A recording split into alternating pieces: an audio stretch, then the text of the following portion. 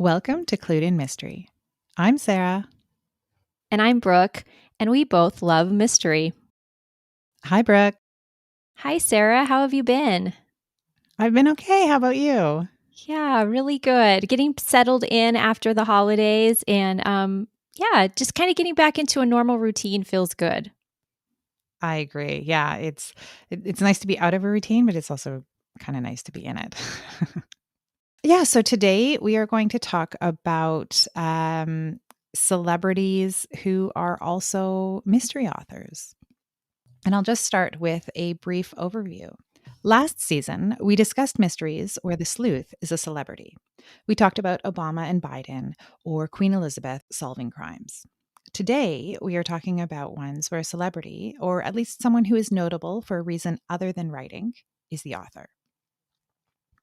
When researching this, I found several examples of politicians who've released books. Perhaps the most notable is Winston Churchill, who had over 40 books published, though, with the exception of one novel and a couple of short stories, they were nonfiction. He received the Nobel Prize for his writing in 1953. Children's stories are also a favorite for actors and other celebrities who want to be authors. The list is long and includes Reese Witherspoon, Kristen Bell, and Madonna.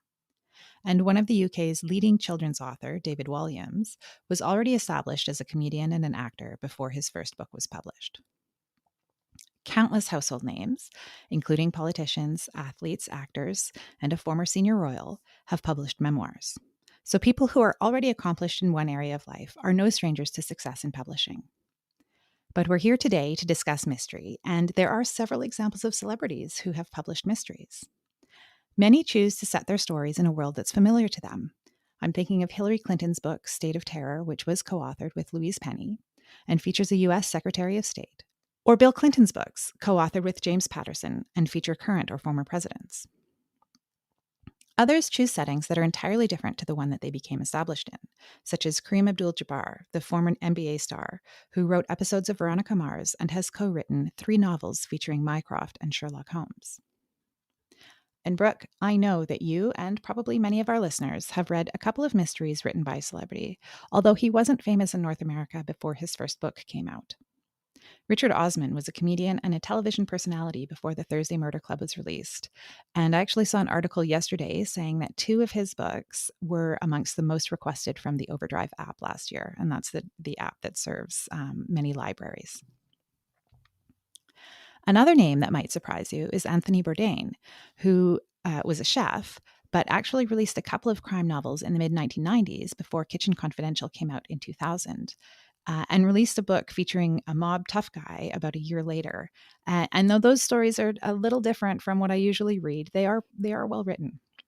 So I thought we would start our conversation today by talking a little bit about the appeal of reading a mystery written by someone who is already famous.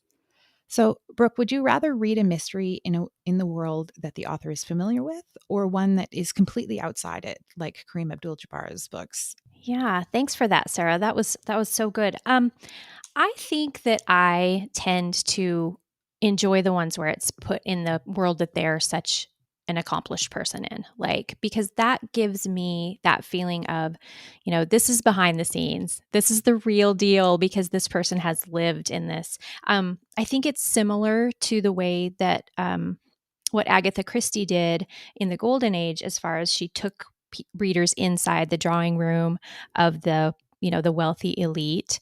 And these, when it's written by somebody who is, a famous politician or a famous journalist or someone, it takes us inside their world, and it makes it feel more realistic and like as if it could really happen. So I think that I prefer those. Yeah, I think you're right. I think it adds a richness if you know that, they're familiar with whatever the story that they've crafted is. And I think that and there are a lot of examples of, people who started out as lawyers and then wrote books, or people who were medical examiners and then wrote books. There's lots of examples of those. But I think when you have that other layer of them being really well accomplished and really well known for that work, it just adds to that, adds to the enjoyment of reading that book. Exactly. Yes, we're already intrigued with that person because they're so highly successful. And so then to have a mystery written by them just makes it all that more fun.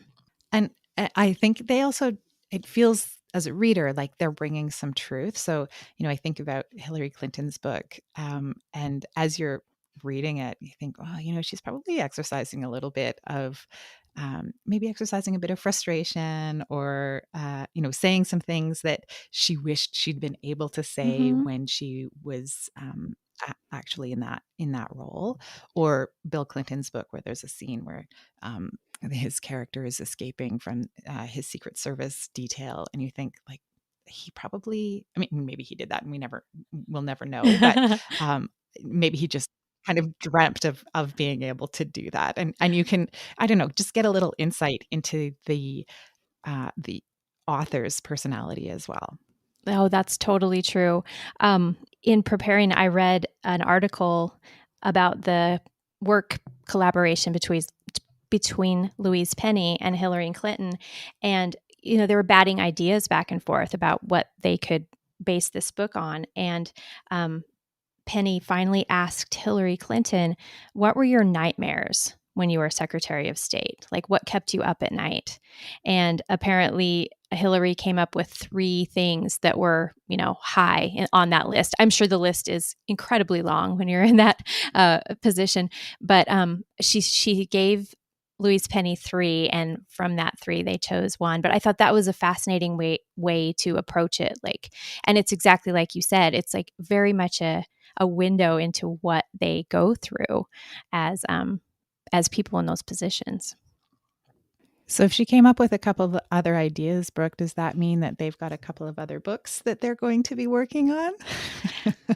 That thought struck me too. And then the article ended by both of the women saying that at this point they were just happy with the way it was right now. And I think it's very endearing. You pointed this out, Sarah, that they are friends. And actually they were acquaintances, had been acquainted before they wrote the book together, and now they've retained that friendship. And I think that they're very they have a nice strong friendship. So maybe there's still hope down the road. So one thing that struck me, Brooke, is the risk that the co-author takes in agreeing to be on the cover with someone who's established. Because, I think, like we mentioned, readers are going to pick up this book probably with a bit of skepticism that it's not going to be, very good, particularly if they were critical of that celebrity. And I'm thinking about the politicians who write, um, uh, crime novels. That, if you weren't a fan of this person as a politician, you're going to pick up that book and expect that you're not going to be a fan of their writing. Exactly. Or just the simple fact that it's one of those celebrity writes a book projects, and just kind of have a jaded attitude about those types of projects. Yeah, I think if I ever were to have the opportunity to co-author a book with someone who was famous, I think I would work so hard to make sure that that was the best book that I had ever published for that reason. Absolutely. And I think it's very important to know that whatever information that the celebrity is giving, assisting with, is going to make that book stronger. It's going to make it more rich and believable, like we were referring to. It builds the world, and so it's a huge area of information for that author. I mean, that he or she couldn't gain otherwise. So I think that, yes, that celebrity's name is there, but we also have to remember that hopefully they're contributing a lot to the work as well. After I read the Bill Clinton Patterson book, I always try to read it first before I go in to see what other readers thought of a book. But I went in to check out Goodreads, and I thought it was really interesting because a lot of the reviews, it has great reviews. This was the first. Is it The President's Missing? Is that the title? It's the first one that they wrote together. And the reviewers were, a lot of them saying, wow, I didn't expect to like this book, but I actually did. It was really good.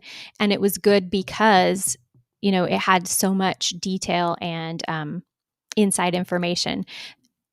Yeah, so I'm like you. I try to read a book first before I take a look at what the reviews were. And so after I read the Louise Penny Hillary Clinton book, I looked it up on Goodreads, and I was surprised at the passion that some of the reviewers shared.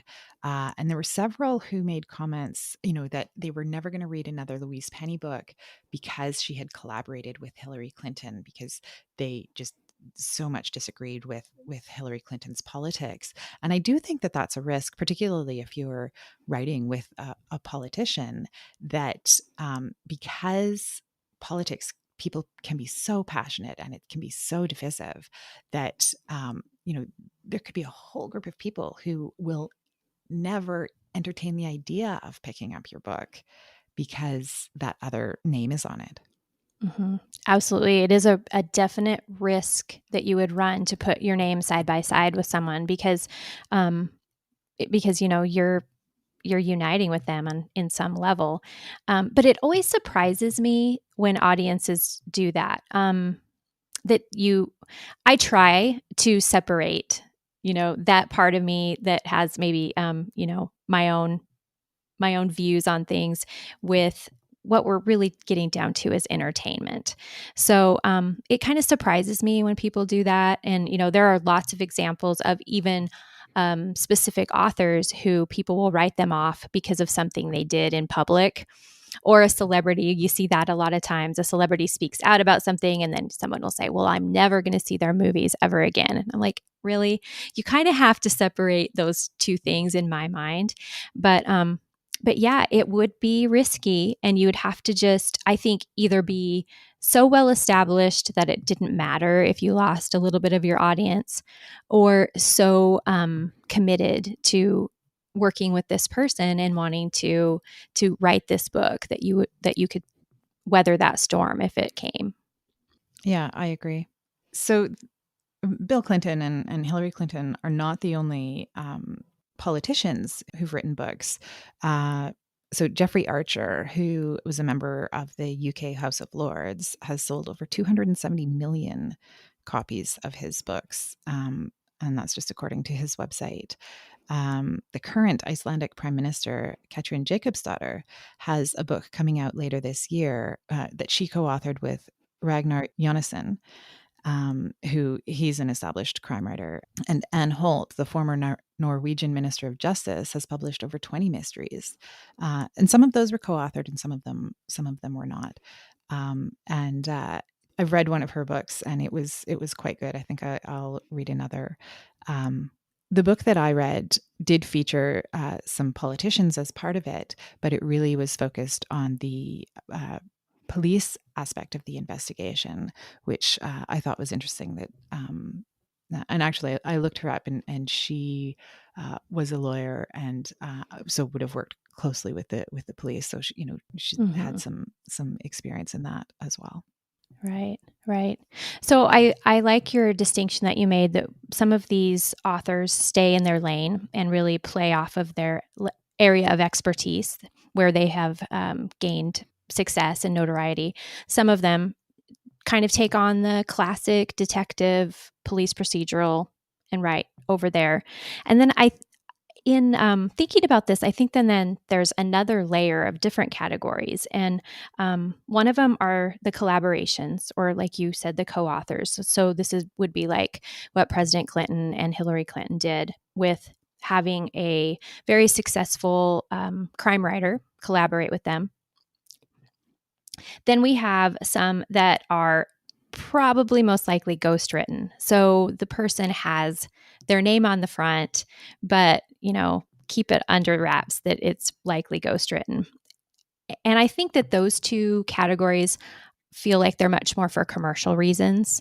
I wouldn't put the books by Patterson or Penny in the area of gimmick, but we do see some gimmicks, right, in the marketplace from other titles. But then we have a kind of a third category, and I would probably put Anne Holt and Tom Bradby, Michael Dobbs. These are all people who have worked in the political sphere who, as far as we can tell, and I think it's highly likely, are, full-time authors. They've created an author career for themselves. So I don't know. I just thought that those distinctions were interesting because I think sometimes these books can get a bad reputation, especially when you look at, you mentioned the children's sphere. I started out writing for kids, still do, but in the picture book sphere, I guess I would say. And there are a lot of picture book authors who turn their nose up to the fact that if you're a celebrity, then the answer is an automatic yes. At the publishing house, you get your picture book done. And there are all these fantastic writers out there and illustrators who would love to start their picture book career. But it's difficult because the celebrities have all the good slots, right? So anyway, getting us back to the mystery genre, I think that there are some different levels to that. And yeah, so what do you think about that, Sarah? Yeah, I was reflecting on something similar, particularly around the, as you say, the children's books where, it seems that a celebrity just kind of needs to raise their hand and they get to publish their book. And, I think the publishers, like you say, like there's some easy sales as a result of the platform that the celebrity has. And readers pick up those books because they're curious, right? Like what kind of a book would Madonna write, for example? But I think when you look at particularly around the mysteries, I think if they've published multiple books, that's a signal that readers have responded really well to those books, because you can assume that the first book is going to sell a bunch of copies because of the name that's associated with it. But if it wasn't that great of a book, you're not going to buy the second book, and certainly wouldn't buy the third. So yeah, I think it's probably easy money for publishers, but also a little bit risky. I think the co-authoring is really interesting because there are a lot of examples of celebrities who co-author with established authors. And so James Patterson and Dolly Parton had a book that came out over the summer in 2022. Maybe that's a shift that we're going to see more of, is more of those high profile collaborations. Because I think James Patterson has done a lot of collaborations with other authors.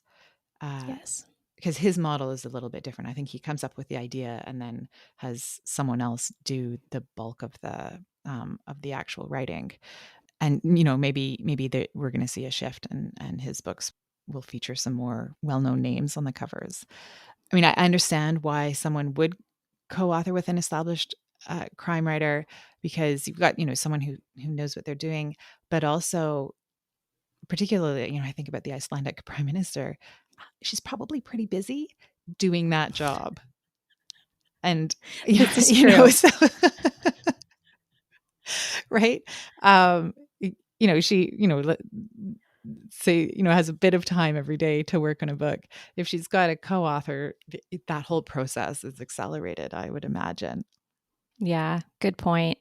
Yeah, in an interview between James Patterson and President Clinton, they described their process, and it was really fascinating to me because James Patterson kind of put together the outline. They must have collaborated on the idea of the storyline. Then he put the outline together, and then he would send little assignments back and forth to President Clinton, and he would fill in the blanks, and then James Patterson would massage it and send it back. And I thought, well, that's just exactly what you would expect if you were co-authoring a book. I also really appreciated, because you could tell that President Clinton was just a huge fan of James Patterson, or I shall say, mystery authors in general. He's a fan of the genre, a big reader in the genre. And the comments he made, those are some of his heroes, those authors. And it got me, kind of proud to think like even the president of the United States is impressed by what an author, a good author can do to hook the reader and keep them, turning the pages on the edge of their seat. I thought about making some bumper stickers, Sarah, that said authors, because even the president needs heroes, but that might be taking things a little too far. I love it, Brooke. I love it. I love it.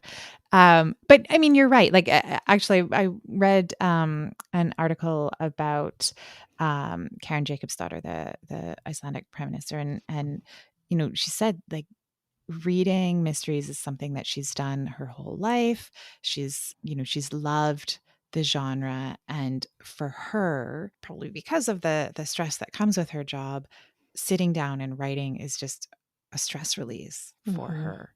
Because at the end of the day, we put these people on such a pedestal, and they deserve it. They are world leaders or, very impressive, successful people.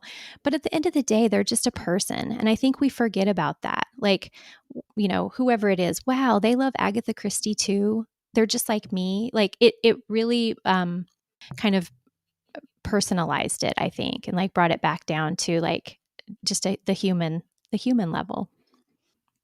Yeah, absolutely. I think you can kind of imagine having a conversation about your favorite Agatha Christie novel with one of these authors. And, because there's not much else that I feel like I would be able to talk to them about.